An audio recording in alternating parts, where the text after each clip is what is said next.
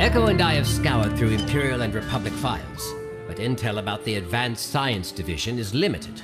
The progress we are making in the field of cloning is of great importance to the Emperor. Once we fully unlock the secrets previously known only to the Kaminoans, we will ensure an enlightened society through their advanced technology and molecular alteration. And these clones have agreed to your experimentation? They are Imperial property. Their cooperation is not required. Sacrifices have to be made for the greater good. This is going to be a problem.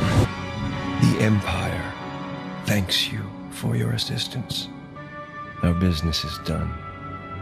Leave. Then one of the 12, called Judas Iscariot, went unto the chief priests. What will ye give me, and I will deliver him unto you? And they covenanted with him for 30 pieces of silver. Perhaps now you will reconsider working on the Emperor's project. What he seeks is not possible. Make it possible.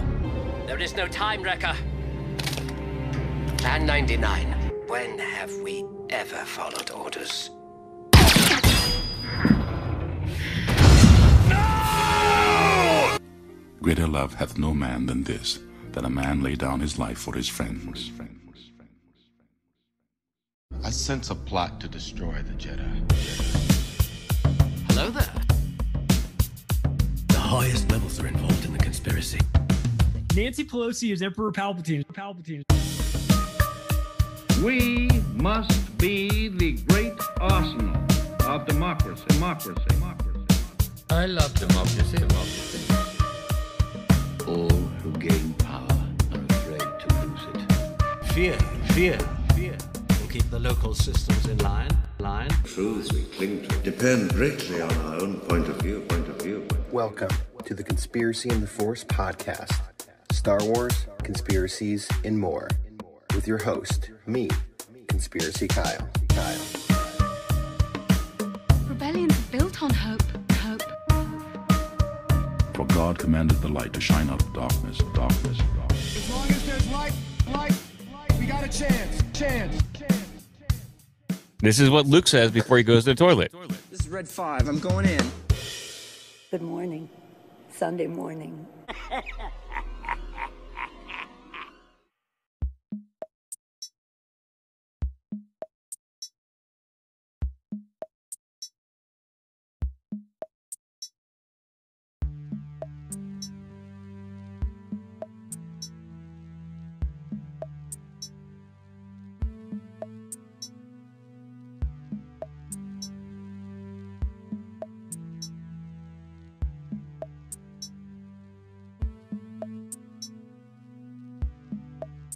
Welcome back to another episode of Conspiracy in the Force. I'm your host, Conspiracy Kyle.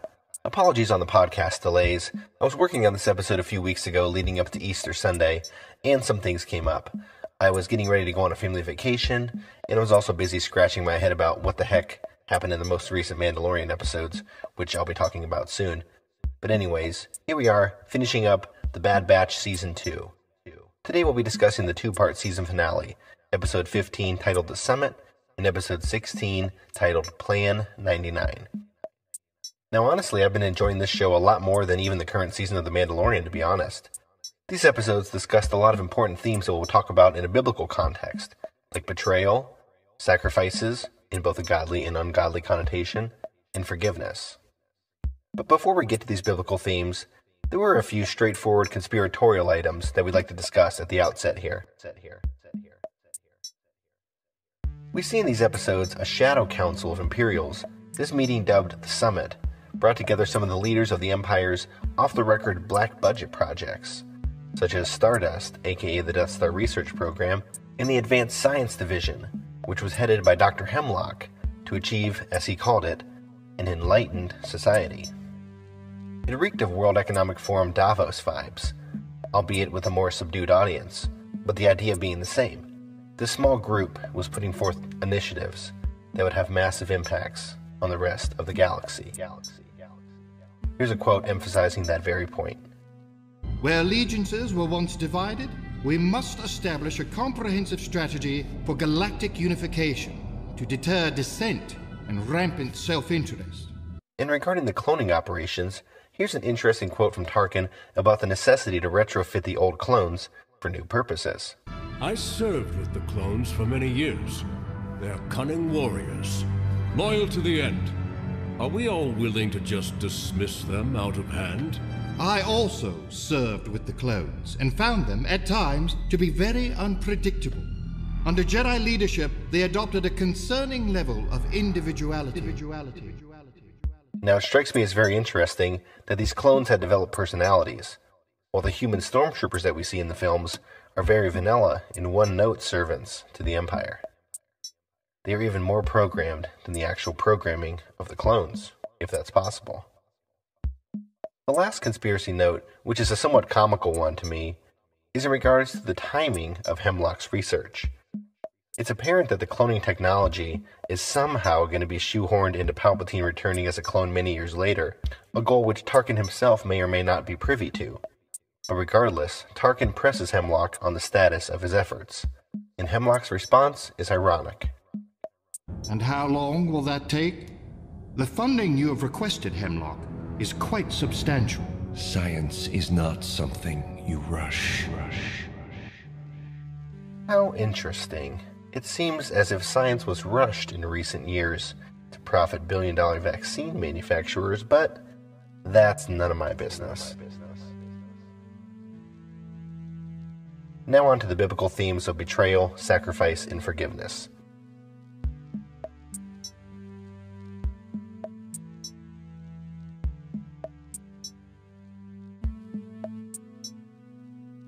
In the final episode, Plan 99, the crew had just returned to Ord Mantell and to Sid, who had been providing them with jobs during their time on the run from the Empire. However, Sid has been planning to betray them. A few episodes ago, the crew decided to stay away from Sid, as she didn't seem to have their best interests in mind. She sent them a message that she was losing money and was frustrated. Sure enough, in this episode, she signals the Empire to come and capture them. You know, I tried to look out for you boys, but you got too much heat on you, and you brought it here to my place of business. I had to make the best of a bad situation. For her efforts, she is thrown a sack of money by the Imperials and told to get out. And she left with her head hung low, obviously showing regret for the selfish decision she had made. Now, in the New Testament, Matthew discusses one of the most well-known betrayers of all time. Now, this takes place after Jesus had come into Jerusalem on Palm Sunday riding a donkey.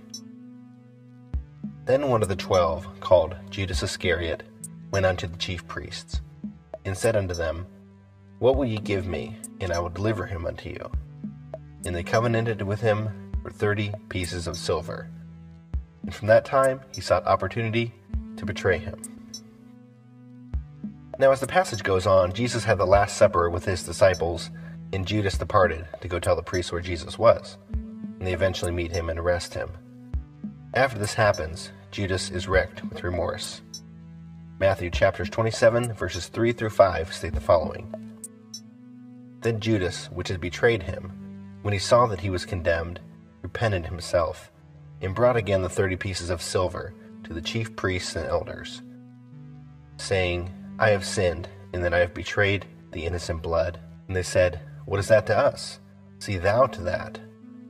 And he cast down the pieces of silver in the temple, and departed, and went and hanged himself. Now it remains to be seen what will happen with Sid.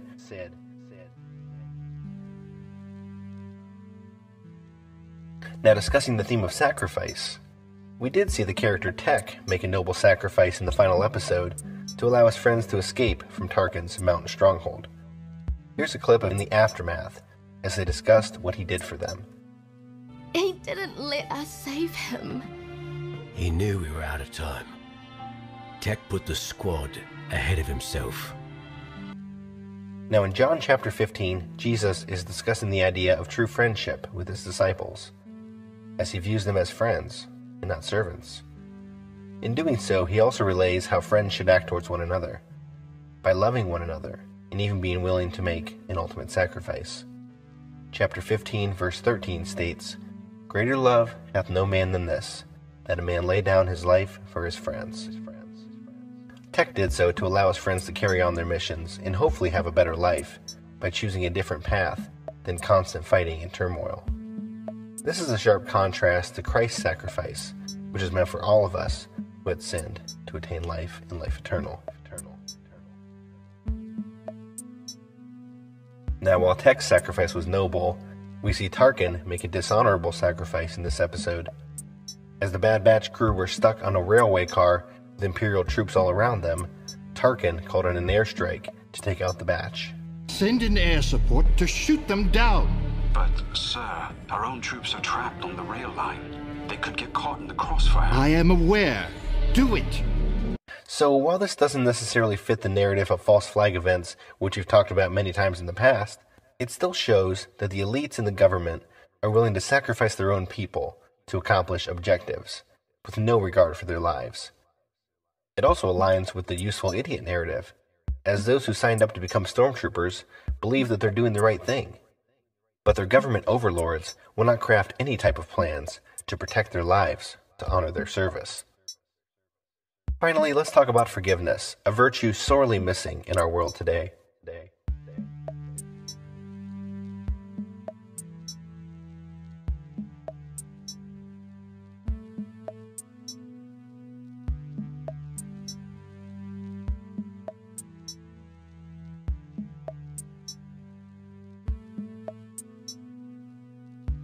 Before we get into the context of forgiveness in this episode, let's discuss the history of forgiveness in the Bible.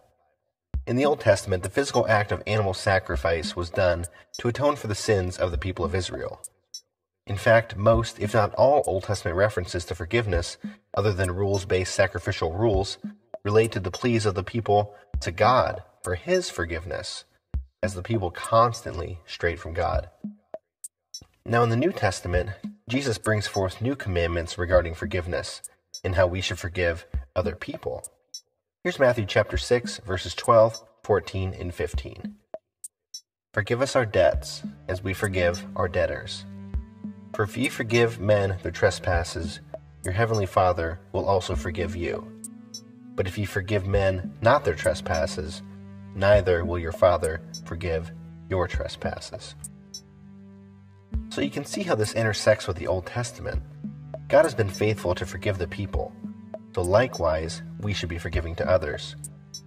A few chapters later, a disciple comes to Jesus seeking an exact answer regarding forgiveness.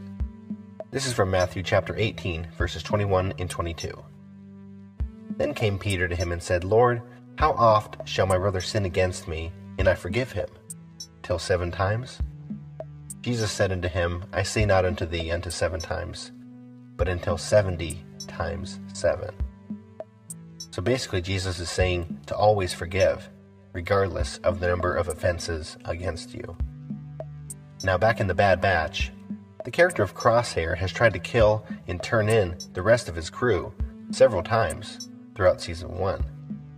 But here in Season 2, the crew is working on a dangerous rescue of him from a secret Imperial stronghold, a difficult task, and a discussion is brought up about why they should risk their necks for this turncoat.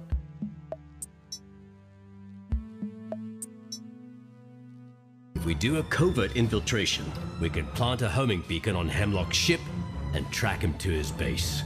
And to Crosshair. We have not always agreed with Crosshair, but he is still our brother. We do not leave our own behind. If there's a chance to get him back, we have to take it. Definitely. Well then, let's get started. The crew realizes this dangerous predicament they're walking into, but they do it with confidence and with the belief, like Luke had about Vader, that there is still some good in Crosshair. Likewise, in our own lives, while we are all still breathing, there's a chance to turn from service to Satan to service to God. Many don't realize it, but belief in yourself fully and not God to accomplish things can be just as wicked as the outright wicked Satan worshipping that goes on in Hollywood, those celebrities that put their beliefs on full display.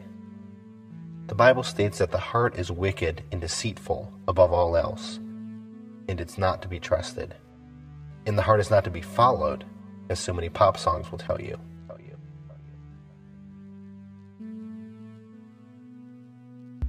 Thanks for tuning in to another episode of Conspiracy in the Force, and this wraps up Season 2 of The Bad Batch. Now, I really enjoyed this show, as it ties pretty well into the overall mythology of the Star Wars story, specifically in terms of the ramp-up of the Empire after the prequels. Now, I would argue that it's even more concise and has a more solid direction than The Mandalorian as of right now. Until next time, this is Conspiracy Kyle, signing off.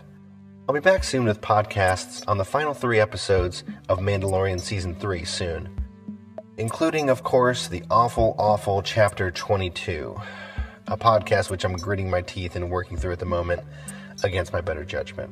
So, pray for me. May the Force be with you, and God bless.